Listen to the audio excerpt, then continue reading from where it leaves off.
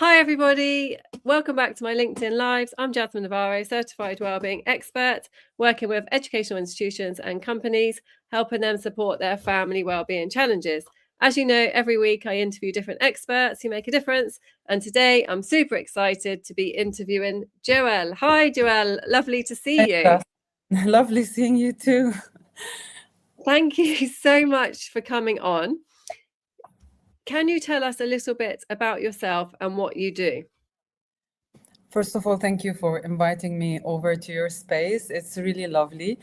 And I would say, to introduce myself, I'm Joelle. I'm Lebanese, and I hold a PhD in philosophy of health and well-being.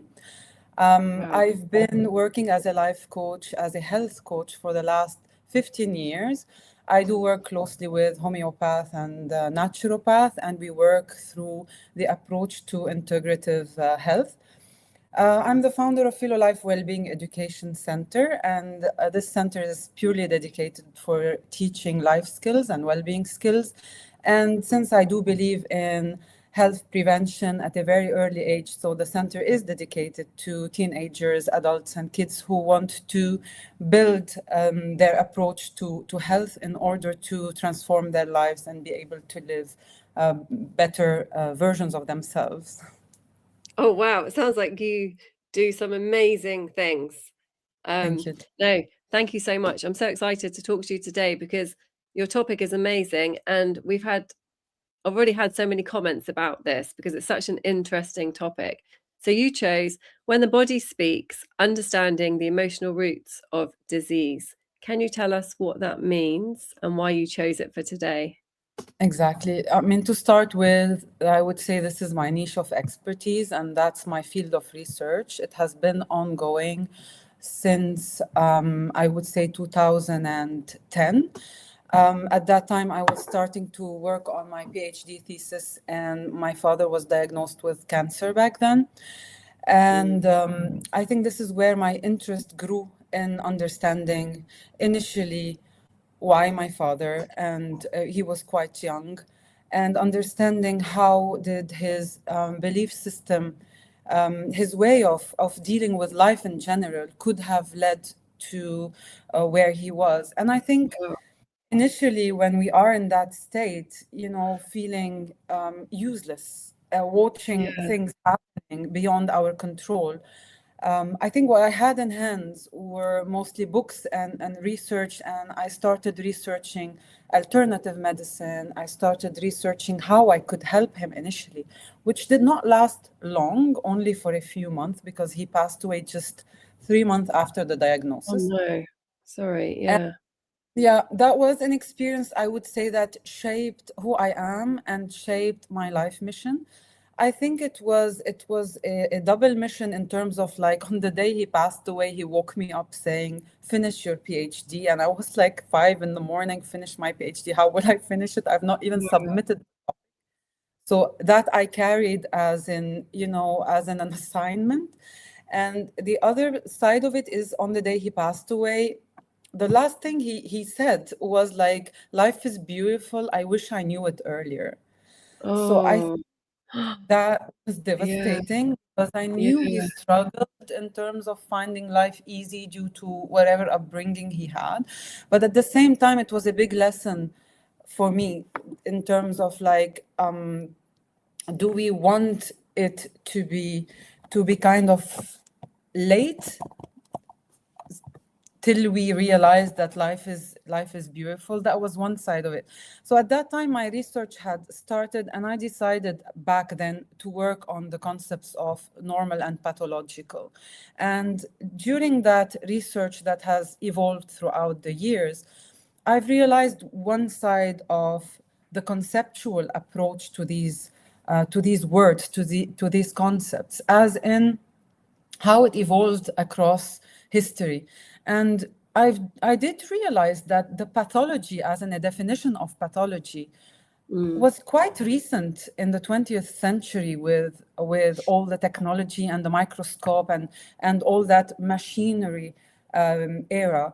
And I think what happened is that before that, the disease was approached as in in the whole body. It wasn't approached as in only the body or in the mind. It was approached as a whole, in the person, not in the body. Or I meant the whole. So if we look at it initially, we see that across history, disease was treated as in how is it lived, how does the person suffer, what is his experience of the disease. But then during the 20th century, it became mostly what we could see under the microscope. And I think the evolution of all the research, and I totally think that medicine has saved lives and still saves lives. This is why I'm not against the medical approach to health. I think it has to be bridged with the core emotional cores that could be leading to certain physical symptoms. And I think if we had spent the same amount of money and time on the research of emotions and quantum healing and quantum physics and neuroscience back then, we would have evolved to a different approach actually to healing and to disease. So this is where I think research-wise, it pushed me to create my own protocol as a health coach in order to bridge the medical approach, the treatment, because I never approach it as in you need to stop your medication. But people wonder, what is it that I can do in coaching or in understanding myself that could boost my healing? And this is where the awareness has to be spread that if your body comes up with certain symptoms, the symptoms are not your enemy and they are not really coming from outside your body. They are generated from within, and it's a message. It's a way of saying that I've lost my balance, I've lost my coherence, I've lost my harmony. So today, if we want to speak about disease, we cannot speak about healing without being able to define what is the core issue that has led to that disharmony, to that disbalance, to that dis-ease, and then restore a new norm.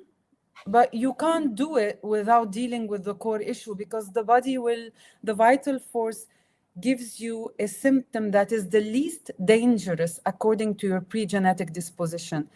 If you ignore it, it could go to the second level, which is a deeper core level. So that's why we say today that emotions, there are always core emotional reasons behind any disease and any imbalance. Yeah, I mean, no, it's fascinating what you're saying, and it completely makes sense, doesn't it? Because we're one. So how can our emotions not have an impact? How can they not be connected to our physical well-being? I mean, we're all connected, aren't we? So it's fascinating. I love the topic, and I'm learning about it every single day. We've got a couple of questions. So first of all, Kareem has a comment. Hi, Kareem, how are you doing? Lovely to have you here. He says, first, body awareness improves emotional regulation. When we notice physical signs of stress or anger early, we can pause, breathe, and manage our reactions before they escalate. This prevents impulsive decisions and supports healthier relationships. Definitely. Anything to say about that? I do agree that initially when we speak about prevention, this is a type of prevention, being aware of what's going on in your body. And after that, being able to shift it, because most of the times pain is an energy that is stuck in a certain organ. And behind that energy is a negative emotion that has been sitting and unresolved. This is why today there are lots of research when it comes to Yvette Rose or Louise Hay, who they connect the physical symptom to a certain deeper belief or emotion. By learning to shift it out of the body with the intention of shifting it, whether through breathing, through being aware of it, through being able to understand that I need to move it out. All the somatic exercises we do nowadays in the coaching practice is to shift the energy or what is stuck in the body outside of it in a very natural process. I love that. And it's something we can do immediately, isn't it? I've got another lady here, Emma. Hi, Emma. How are you doing? She says, what are early warning signs that our body is trying to communicate something emotional? I would say the early signs, as in any discomfort or imbalance that you be feeling at any point in your body, could be a symptom. But even before that, being sad for a very long time, being angry, frustrated for a very long time, this will be preparing the grounds for a physical symptom to emerge. And usually nowadays, I mean, there is a rise in anxiety symptoms. And I would say anxiety symptoms are the first initially that we experience when our nervous system is dysregulated. And this is where people start feeling that whether it is an exciting event or a scary event, we're feeling similar. We're feeling it similarly within the body. So I think that starts there. And I would say the earliest symptom is sleep Oh, being yes. disrupted. Yeah. Because at the end, when the nervous system is disrupted or is not functioning 100% the way it should be, as in the parasympathetic systems doesn't allow you to fall asleep or wakes you up. This is why we have the 3 a.m. Syndrome of waking up at 3 in the morning. This is one of the anxiety symptom. So this is where I would say watch your sleep, and that's your first alarm, and act accordingly. Do something, because Yeah. leaving things is just not a good idea, is it? Because I know lots of people say, oh, just wait until it gets better by itself. But how often do things get better by themselves? I mean, I think I would say time helps us process things. That's true.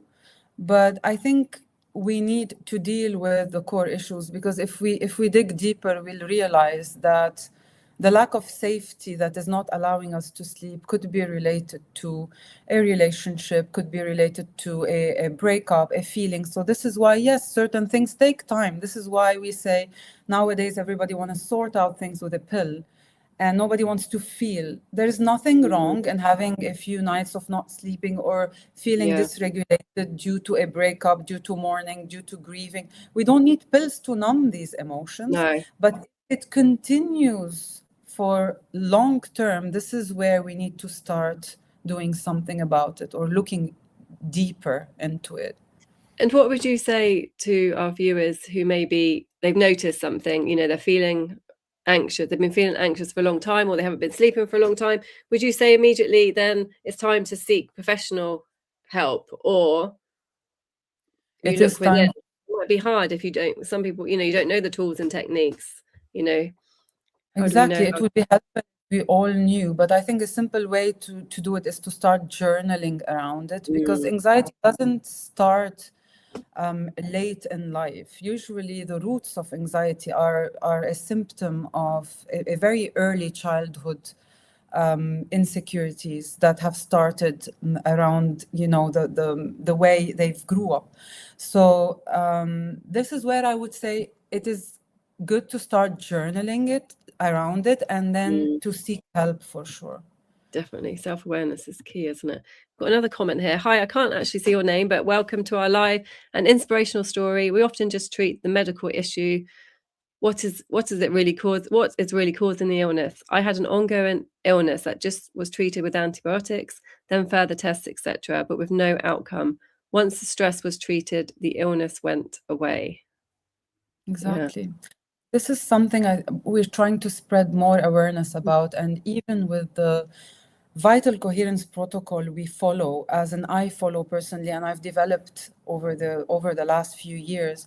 The idea is to understand that when the body goes into inflammation because of high cortisol, it starts showing up in different ways according to our genetic Yeah. predisposition. Now, initially, when we used to study about the DNA, we used to understand, and Dr. Carol Talbot has launched her book recently, and she speaks about the fact that the approach to the DNA used to be very static, as in it has all the traits and characteristics that are inherited. And nowadays they found out through all the research that the DNA can be affected through light, through sound, and it can be even affected by coherence, by a state of peace and coherence. That means we could be carrying certain disease and we could be predisposed to it, but it doesn't mean it has to be activated. It doesn't mean it. So today there is a responsibility. We can't be passive towards our health. Despite that we hear a lot about what's happening with the food industry, with the radiation, etc. I do understand, but we know as well that the stress level is what is triggering mostly all these physical ailments. Yes. Oh, yeah. Stress is a silent killer, I think. Hi, James. How are you doing? James says, what I've learned is that releasing trauma from the body isn't about forcing anything. It's about creating enough safety and compassion inside ourselves for the parts that adapted to finally soften and let go. Exactly. It cannot be forced. And people who sit and try to force it, they magnify it and it becomes bigger. This is why we need to understand that the symptoms are not something we have to fight. It's something we have to understand, accept initially, so that the message is received and then the body feels safe around it, softens, as James just said, and releases. And we can release it gradually through different means. If we learn breathing techniques, if we learn even exercising could do that. But I've also discovered within different healing modalities that the power of intention is unbelievable. Doing a breath work or even showering with an intention that the water will wash away all that is blocking me, that changes the whole experience. And nowadays, even the research, the Japanese research around money and the amount money about water. Oh, yeah. There is some about money as well, though, but yeah. Most probably it's in the back of my head somewhere. But when water changes the structure, this is why across religions they used to pray over water. They used to use water as a channel for healing. So today what I would tell my clients is just, you can program your own water, you can put the intention, and this is where the energy changes around objects, around water, around anything you're doing, and that needs to slow down. No, it's fascinating. Hi, Ash. How are you doing? Ash says it's so important to put in the work and heal from the inside out. Investing in yourself and truly processing and taking it one day at a time heals the body. Thank you, Ash. Exactly. We can't rush these things, can we? Like you were saying before, there's no quick fix. We have to work at this, and we have to have patience, which is not easy when you might be suffering, right? This is why when we go through the protocol, we agree that there is a certain diagnosis we have and we are carrying, and we respect that, and we understand it, keep it on the side, but we create a certain understanding beneath that diagnosis to dig and see what are the core potential reasons behind that imbalance. And that needs to open a Pandora box. It's your own Pandora box, but the sooner you decide to open it, the faster you will be able to start witnessing the beauty of life, because it's impossible to live life against its own meaning. We can't reverse time. We have limitations. We can't change what has been done. But at the same time, we have the power of hope. And the power of hope is our ability to change and transform our way of looking at things. In philosophy, we call it Weltanschauung. It's a German word that means your framework, how you see the world through the lenses, how you see the suffering, how you see your experience of joy, of fun. So that lens, when you shift it, healing starts. Otherwise, you're wiping the surface, you're wiping the outcome of what you're seeing through that lens. So this is why when health coaching is applied, is we need to change the lens so that we start feeling lighter, we start feeling safer, and then the healing kicks in. Oh, so interesting. It's so interesting. So another question here from Paul. Hi, Paul. How are you doing? Paul says, are certain emotions commonly linked to specific parts of the body? Yes, nowadays, this is the beauty of it. Oh, really? And this is what, yes, this is what we started teaching.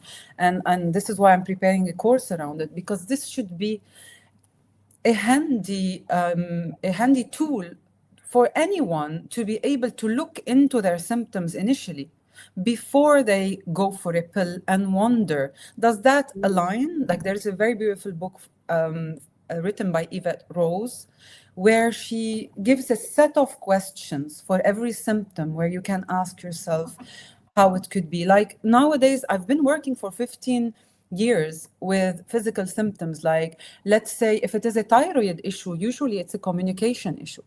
So people who are suppressed for a very long time are unable to speak their truth, and they are living in disconnection with their authenticity, they tend to develop issues with the thyroid.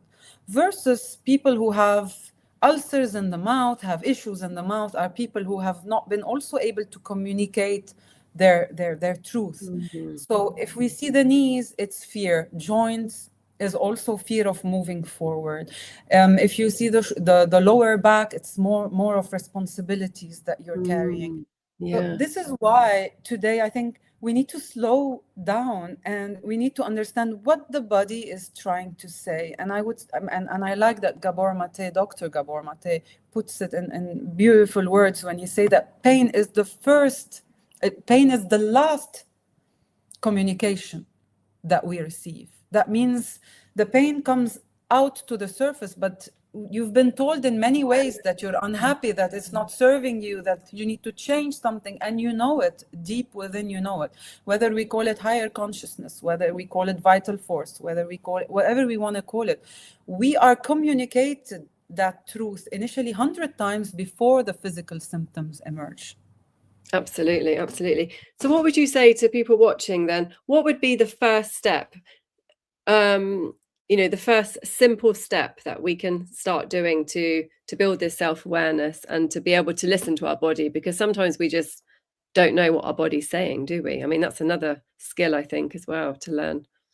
So I think it is fascinating. To be honest, it is really fascinating when you start wanting to understand how your body functions. And the beauty of it is I can't teach the body protocol to everyone because each one of us has a very different manual. That's true. Like some people do feel lumps in their throat when they are sad. Other people feel it in the chest.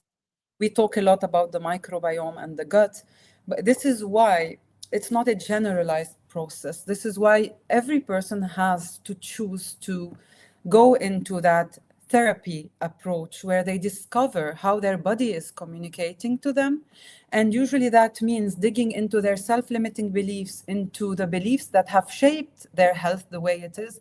And this is the real prevention.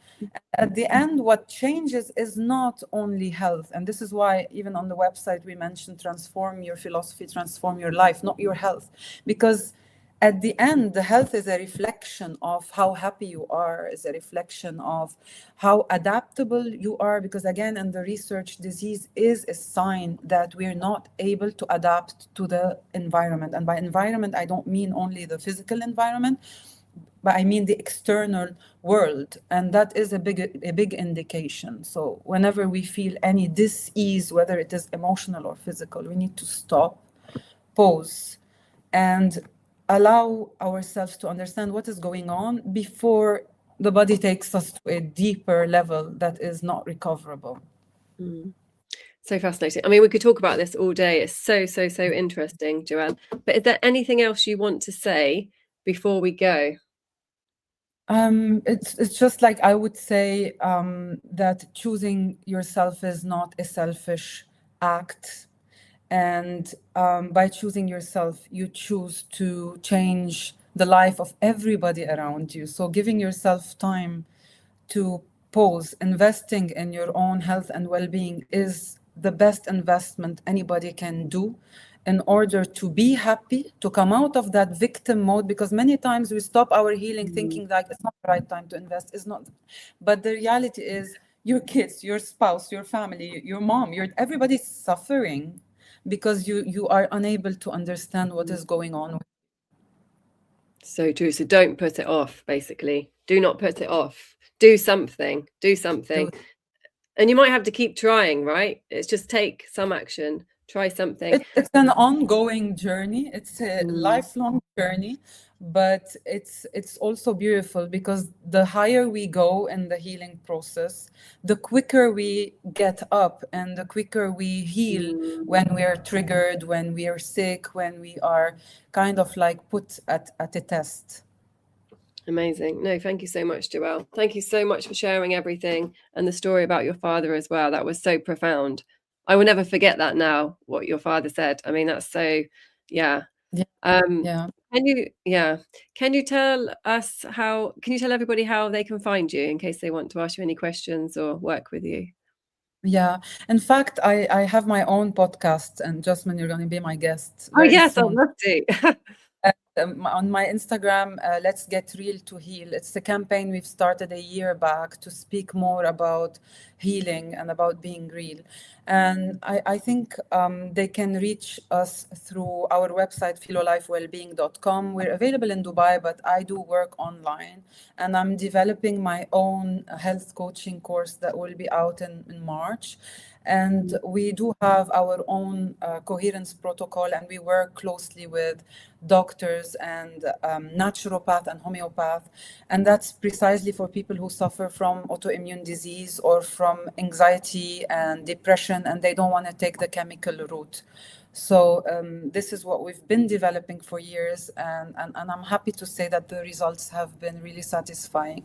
So they can, if you can kind of like leave in the in your bio or in your caption or wherever you can our mobile number to reach out through WhatsApp to Philo Life Wellbeing, and I would personally respond if there are any questions as well that would show up on LinkedIn, on the LinkedIn post, or even on YouTube. So I will do my best to go through that as well.